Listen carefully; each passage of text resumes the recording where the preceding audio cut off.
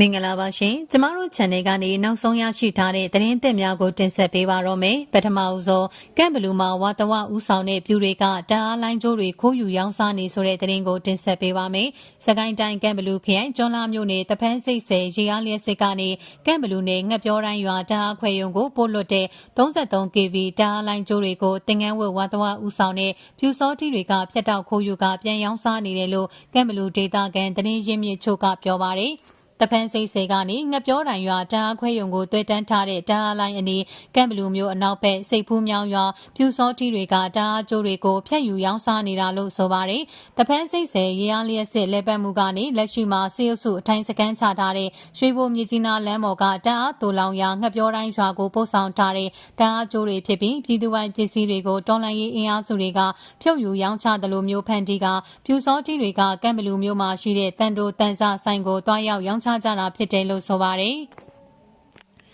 သူတို့ကခိုးဖြုတ်ပြီးတော့မှသူတို့ကမ်ဘလူးကိုရောင်းပြီးတော့ PDF တွေကဖြုတ်ရောင်းနေပါညာပေါ့ဗျာဒေါ်လာရေးပုံရိပ်ကိုချကျင်တဲ့သဘောရှိပါတယ်အချက်လက်အပြည့်စုံသုံးဘိန်းနံပါတ်ကစအကုန်လုံးရထားပါတယ်လို့ကမ်ဘလူးဒေတာကန်တို့ကပြောပါတယ်ပြူစောတီတွေကဓာတ်လိုင်းကျိုးတွေကိုဖြုတ်ယူပြီးသုံးဘိန်းနဲ့ကမ်ဘလူးမျိုးကိုရောင်းချနေတာစိတ်ကောင်းလောက်ရှိပြီလို့ဆိုပါတယ်ငှက်ပြောတိုင်းရွာဓာတ်ခွဲယုံဟာစကိုင်းတိုင်းအောက်ဘက်ကရွှေဘိုနဲ့စကိုင်းနယ်တွေအထိအောင်ချိတ်ဆက်ထားသလို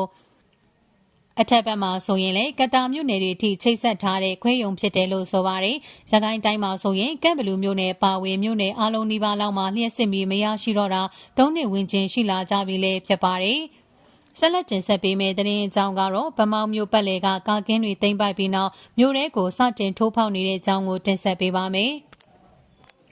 စကိုင်းတိုင်းကတာခရိုင်ဗမောက်မြို့ပတ်လည်က SNA ရှမ်းနီလက်နက်ကိုင်စေအုပ်စုပူးပေါင်းဖွဲ့ရဲ့ကာကင်းစကန်တချို့ကိုတင်ပိုက်ပြီးနောက်တော်လှန်ရေးတပ်တွေကမြို့အတွင်းပိုင်းကိုစတင်ထိုးဖောက်ဝင်ရောက်နေပြီလို့ကတာခရိုင်ပြည်သူ့ကာကွယ်ရေးအဖွဲ့ဝင်တို့ကပြောပါတယ်။ဗမောက်မြို့ကိုစက်တင်ဘာ15ရက်ကစလို့ကတာခရိုင်ကိုကဲရေးဦးဆောင်တဲ့တော်လှန်ရေးတပ်တွေကတိုက်ခိုက်နေတာဖြစ်ပြီးစက်တင်ဘာ18ရက်ဒီကနေ့အထိ4ရက်မြောက်ရှိလာချိန်ထိတိုက်ပွဲပြင်းထန်နေဆဲဖြစ်တယ်လို့ဆိုပါတယ်။ SNA နဲ့စေအုပ်စုပူးပေါင်းဖွဲ့ဟာဗမောက်မြို့ပတ်လည်ကကျေးရွာတချို့နဲ့တောင်ကုန်းတချို့ပေါ်မှာကာကင်းစကန်တွေဖြစ်နေရာချထားပြီးမြို့အရှိတ်ဘက်မှာကျွဲကောကုန်းအနောက်ဘက်မှာစတော်ကုန်းတောင်ဘက်မှာမြစ်သေးချင်းရွာစတဲ့ရွာတွေနဲ့တောင်ကုန်းတချို့မှာနေရာချထားတာဖြစ်ပါတယ်။ဗမောက်မြို့ကိုစတင်ထိုးစစ်ဆင်ချိန်ကစလို့တော်လှန်ရေးအင်အားစုတွေကအဲ့ဒီကာကင်းစကန်တွေကိုသိမ်းပိုက်ပြီးမြို့ထဲကိုထိုးစစ်ဆင်နေပြီဖြစ်တယ်လို့သိရပါတယ်။ပြီးခဲ့တဲ့9လကျော်ဧပြီလ9ရက်ကအင်းတော်မြို့ကိုတော်လှန်ရေးအင်အားစုတွေကအပိသက်သိမ်းပိုက်ပြီးနောက်ဗမောက်မြို့ကစေအုပ်စုအင်အားအများပြားကို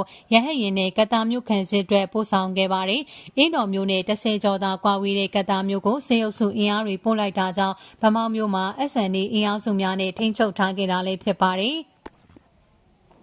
ကချင်ပြည်နယ်ဆက်မှာတည်ရှိတဲ့ဗမောက်မြို့ဟာမြို့ပေါ်ရက်ကွက်၄ရက်ကွက်နဲ့မြို့နေလူဦးရေ8500ကျော်နေထိုင်တဲ့မြို့ဖြစ်ပါတယ်။တစ်ချိန်တည်းမှာပဲဗမောက်မြို့တွင်ကပြည်သူတွေကို SNA နဲ့စေအုပ်စုကမြို့ပြင်ထွက်ခွင့်မပြုဘဲပိတ်ဆို့ထားတယ်လို့လည်းသိရှိရပါတယ်။